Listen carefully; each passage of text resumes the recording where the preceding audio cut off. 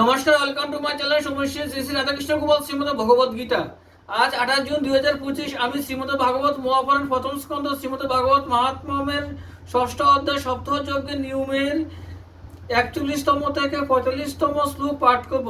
শ্রীমদ ভাগবত মহাপুরাণ কি জয়, শ্রী শ্রী রাধাকৃষ্ণ গোপাল শ্রীমদ ভগবত গীতা কি জয়। রাধে কৃষ্ণ রাধে কৃষ্ণ রাধে কৃষ্ণ।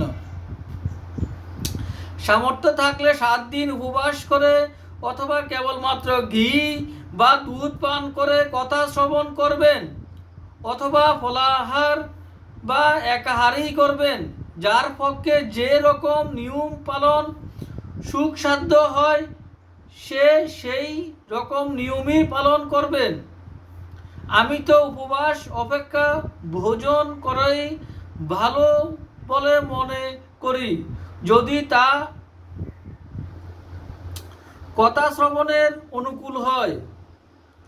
উপবাস করলে যদি কথা শ্রবণে কষ্ট উপলব্ধি হয় তাহলে সে নিয়ম কোনো কাজের নয়। হে নারদ, নিয়ম পালন করে যারা সপ্তাহব্যাপী কথা শ্রবণ করে তাদের সেই নিয়ম শ্রবণ করুন।